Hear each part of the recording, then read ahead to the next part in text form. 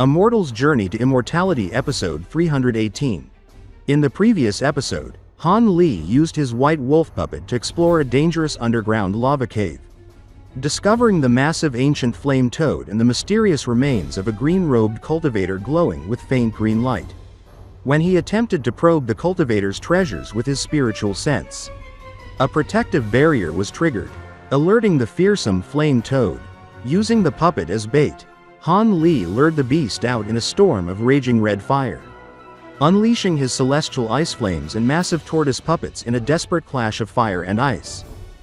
At the end of the previous episode, the ancient flame toad activated its life-saving ability, surrounding itself with 3 impenetrable fiery barriers, while Han Li and his companions prepared to fully trap the creature within their spell formation.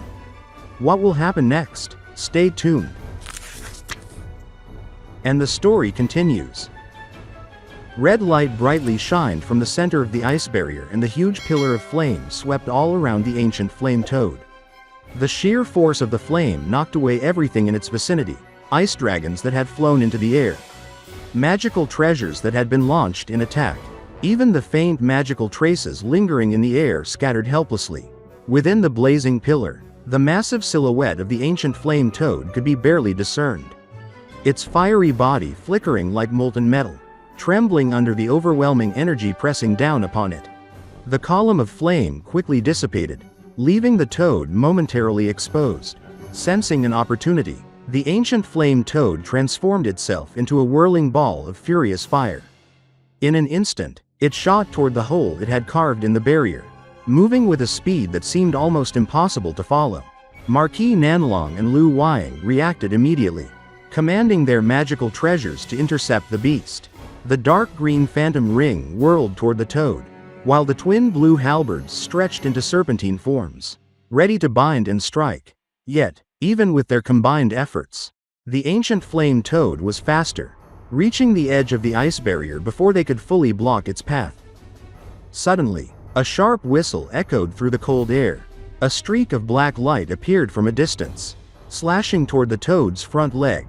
The moment the beam struck, a fiery and icy sensation spread through the limb, and a substantial portion of it vanished in an instant. The toad let out a deafening roar of pain, its entire body trembling violently. Even a beast of its magnitude, which could easily rival high-level cultivators, was overwhelmed. It fell from the sky in a helpless spiral, leaving behind a trail of fiery sparks and lingering heat. Marquis Nanlong and Weiying's faces lit up with relief and excitement. They immediately ordered their treasures to converge on the downed beast. The dark green ring blurred and multiplied into hundreds of ghostly phantoms, forming a tightening circle around the toad, attempting to restrain it. At the same time, the twin blue halberds, now transformed into ice pythons over 20 meters long, pounced on the ancient flame toad with immense force. Despite the loss of a limb and the barrage of attacks, the ancient flame toad showed why it had been feared by Master Cancun. It condensed an almost impenetrable layer of light shields around its body, preparing to withstand the assault. The phantoms of the green ring could strike the shields, but could not reach the body itself. The ice pythons smashed against the shields, freezing and breaking several layers. But the toad's protective barrier seemed endless. Each time a shield was destroyed, it scattered into mist, only to be reabsorbed into the beast's body and reconstitute itself almost instantly. Then, 6 beams of brilliant blue light joined the attack, piercing through the layers of light shields with dazzling precision. The ancient flame toad let out a roar of defiance, but the concentrated force of the combined assault began to take its toll. Marquis Nanlong's astonishment grew as he noticed Han Li had appeared nearby without warning. Han Li stood with a calm and unwavering expression, his arm raised as black energy spiraled around it. Behind him, 6 tortoise-shaped puppets unleashed massive, bull-thick beams of light that struck the flame toad repeatedly, further pressuring its defenses. Han Li's eyes flicked toward the severed limb of the toad, still glowing faintly with residual spiritual energy, floating near the edge of the barrier. For a moment, he was genuinely surprised. The limb's lingering power indicated the ancient flame toad's extraordinary vitality and the depth of its internal essence. Moments ago, Han Li had used the Yin Devil execution in a desperate attempt to prevent its escape. Yet, even after losing a limb and under attack from 2 nascent soul cultivators alongside his 6 puppets, the toad remained remarkably tenacious. It was clear why Master Kang Kun had avoided confronting it while weakened. Lu Weiying shouted with urgency. "Fellow Taoist Han, those fire attribute shields are endless.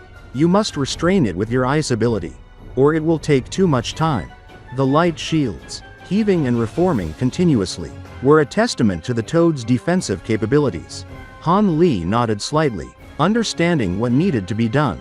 With a swift motion of his sleeve, more than 10 golden swords, sparkling like condensed sunlight, erupted into the air, circling him before condensing into a single massive 3-meter-long sword.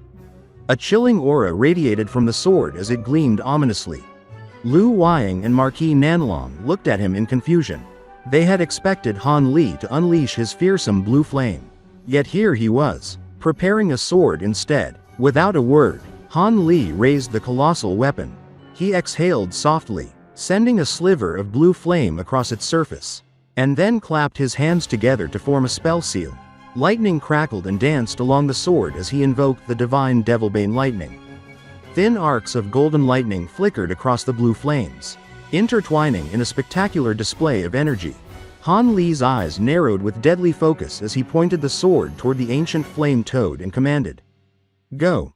The toad sensed a threat more potent than anything it had yet faced. Just as it attempted to expand its body to launch a final desperate attack, the colossal sword descended like a meteor, surrounded by roaring blue flames. The icy energy froze and shattered over 10 of its small light shields in an instant. The sword continued its inexorable path downward, cleaving through the layers of defense toward the toad's massive head.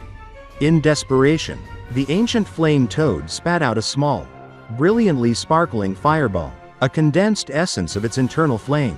The fiery orb flickered and glowed as it expanded slightly, heating the air to extreme temperatures. Han Li's expression did not change. He commanded the sword forward without hesitation. The bamboo Cloudswarm swords, enhanced with Auric essence, sliced partially into the fireball but were temporarily blocked. The toad's eyes showed a flicker of contempt as it ruptured the half-cut fireball, which instantly expanded into a 6-meter-long scarlet python that coiled around the sword. Attempting to restrain it, Han Li smirked faintly. Using intricate hand seals, he infused the sword with golden lightning. The energy struck the fiery python, forcing it back, and the sword disappeared for a moment before reappearing high above the toad. This time, it descended in a furious strike engulfed in surging blue flames. The remaining light shields shattered completely. In a single, fluid motion, the sword smashed toward the ancient flame toad's head. The toad attempted a final desperate defense, shooting its jet black, durable tongue toward the descending sword while leaping 3 meters into the air. Yet the Auric essence refined sword effortlessly sliced through the tongue as it continued its downward strike. Within a heartbeat, the massive head of the ancient flame toad was severed, and the remaining light shields scattered into ashes. Lu Weiying shouted in excitement, "It's done." Marquis Nanlong exhaled, smiling, and began stepping forward to deactivate the ice barrier. Han Li's cold voice stopped him abruptly. "Wait a moment.